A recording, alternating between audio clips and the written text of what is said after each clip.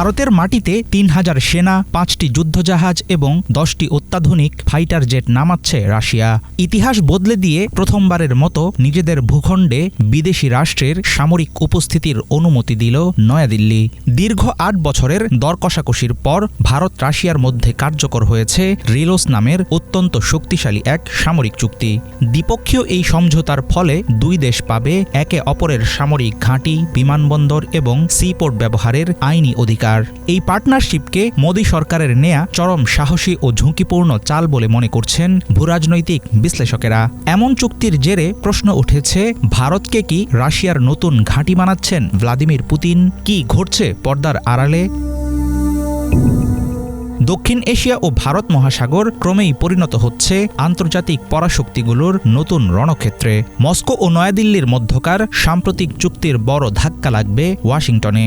রুশ তেল কেনার কারণে আগে থেকেই মার্কিন চাপের মুখে আছে ভারত। যুক্তরাষ্ট্রের সঙ্গে শীতল সম্পর্কের মাঝেই রাশিয়ার সামরিক উপস্থিতির অনুমতি দিল নয়াদিল্লি।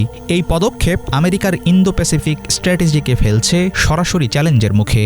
ভারত মহাসাগরে রাশিয়ার আনুষ্ঠানিক প্রবেশ আমেরিকার একক আধিপত্যকে খর্ব করতে পারে। অন্যদিকে মস্কোর সঙ্গে বেইজিংয়ের বন্ধুত্ব থাকলেও ভারতীয় সমুদ্রে রাশিয়ার ঘাঁটি চীনকে কিছুটা ব্যাকফুটে ঠেলে দিতে পারে। সামরিক সরঞ্জামের জন্য ভারত দীর্ঘদিন ধরে রাশিয়ার উপর অনেকাংশেই নির্ভরশীল। পশ্চিমা বিশ্ব মস্কোকে একঘরে করতে চাইলেও ঘনিষ্ঠতা বাড়াচ্ছে মোদী সরকার। রিলোস চুক্তির মাধ্যমে ভারত মহাসাগরে পা রাখার সুযোগ হল রাশিয়ার। পাল্টা ফায়দা হিসেবে রাশিয়ার উত্তরাঞ্চলীয় সমুদ্রপথ ব্যবহারের সুযোগ পাবে ভারত। এর মধ্য দিয়ে চীনের একচেটিয়া আঞ্চলিক প্রভাব মোকাবেলার সুযোগও পাবে নয়াদিল্লি। অবশ্য ভারত সবসময়ই দাবি করে আসছে তারা মাল্টি অ্যালাইনমেন্ট বা সবার সাথে সুসম্পর্ক বজায় রাখার নীতিতে বিশ্বাসী। আর এ কারণেই আমেরিকার সাথে সমঝোতা থাকার পরেও রাশিয়ার সঙ্গেও তারা ধরে রাখছে গভীর বন্ধুত্ব।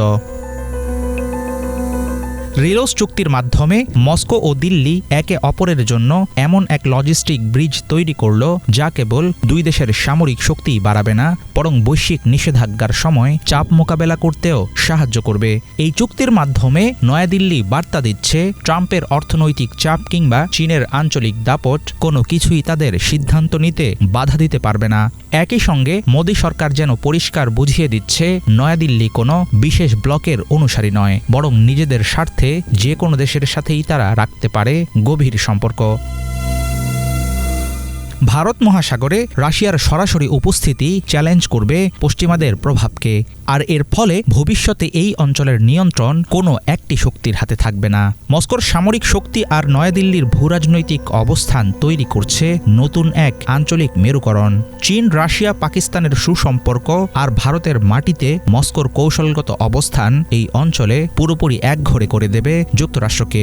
অন্যদিকে রাশিয়ার সবচেয়ে আস্থাভাজন হতে ভারত পাকিস্তানের মধ্যে শুরু হতে পারে নতুন আরেক প্রতিযোগিতা। হাফিজুল ইসলাম, বাংলা ভিশন।